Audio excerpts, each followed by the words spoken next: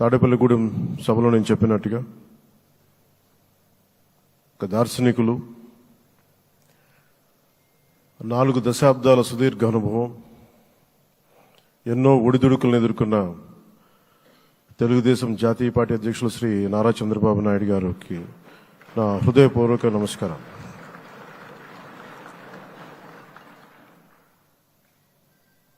గత దశాబ్ద కాలంలో రాష్ట్ర విభజన జరిగినప్పటి నుంచి ఆంధ్ర రాష్ట్ర ప్రజలు నలిగిపోయారు, నలిగిపోతున్నారు. గత 5 సంవత్సరాలుగా మరి రాష్ట్రంలోని విపత్కర పరిస్థితులు తెలుసు. మనందరం సమిష్టిగా పోరాటం చేసి కలిసికట్టుగా ఉండి అద్భుతమైన మెజారిటీలతోటి 164 శాసనసభ స్థానాలని ఎన్డీఏ కూటమి దక్కించుకుంది. అద్భుతమైన విజయం. 21 పార్లమెంట్ సభ్యుల్ని మన సెంట్రల్ హాల్లో కూడా మాట్లాడుతూ ఉంటే అందరికీ ఆంధ్రప్రదేశ్ విజయం, తెలుగుదేశం, జనసేన, భారతీయ జనతా పార్టీతో కూడిన ఎన్డీఏ కూటమి విజయం దేశం మొత్తం చాలా ఒక స్ఫూర్తినిచ్చింది. ప్రతి ఒక్కరి విజయాన్ని వారి వారి రాష్ట్రాల్లో ఎలా దీన్ని ముందుకు తీసుకెళ్లాలి, ఒక్క ఓటు చీలకుండా అలయన్స్ అంటే ఎలా ఉండాలి అనేది మన ఆంధ్ర ప్రాంత ప్రజలు, మన ఆంధ్ర రాష్ట్ర ప్రజలు మనందరం కలిసి కట్టుగా చూపించాం. 2021 మార్చి 14 ఇప్పటం సభలో నేను ఒకటే తెలియజేసుకున్నాను, ఆ ప్రభుత్వ వ్యతిరేక ఓటుని చీలనివ్వను. ఆ మాట మీద ఉన్నాం, ఆ మాట మీద నిలబడ్డాం. ఒడిదుడుకులు ఎదుర్కొన్నాం, తగ్గాం, కానీ నిలబడ్డాం. ప్రజల నమ్మకాన్ని పెంచాం. అద్భుతమైన మెజారిటీతో ఈ రోజున మనం ప్రభుత్వాన్ని స్థాపిస్తున్నాం. చాలా మాటలు ఇచ్చాం.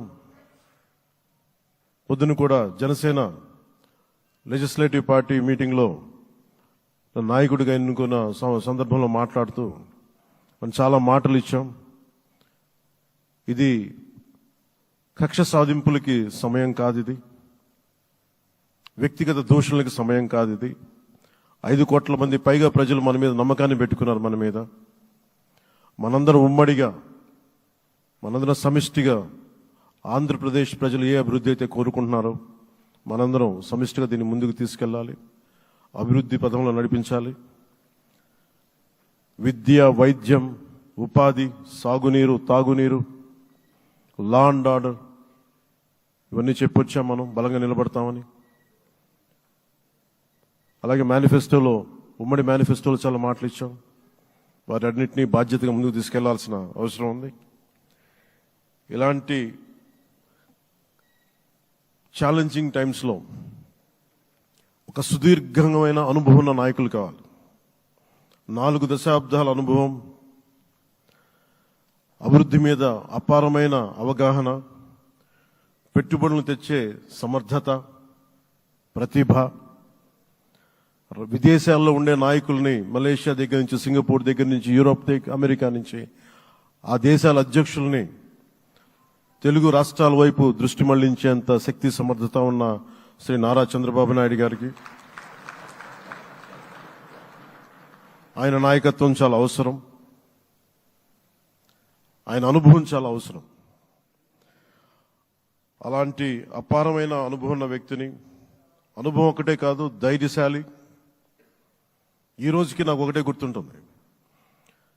మన తాడేపల్లిగూడెం సభలో చెప్పాను, చాలా క్లేమోర్ మైన్స్ పేలిపోతే, జీప్ ఎగిరిపోయి కింద పడితే చొక్కా దులుపుకొని ఆయన మళ్లీ వచ్చి రాజకీయం చేసిన వ్యక్తి. ఈ రోజున సైబరాబాద్ ఉంది అంటే అది శ్రీ చంద్రబాబు నాయుడు గారి దార్శనికత. అలాంటి వ్యక్తి, ఆయన అనుభవం ఈ రోజున 2024 ఆంధ్రప్రదేశ్కి ఎన్డీఏ కూటమి తరపు నుంచి ముఖ్యమంత్రి అభ్యర్థిగా శ్రీ నారా చంద్రబాబు నాయుడు గారి పేరుని జనసేన పార్టీ పక్షాన నుంచి మేము బలపరుస్తున్నాం.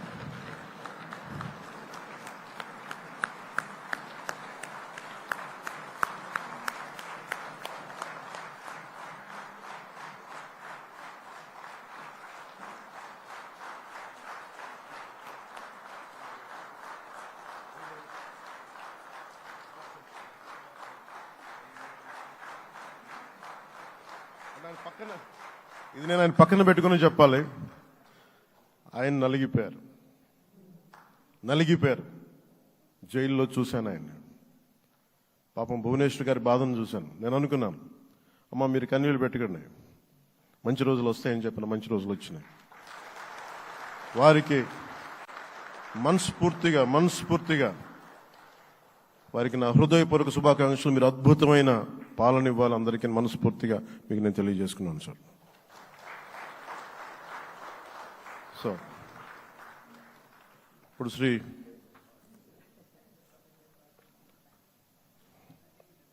భారతీయ జనతా పార్టీ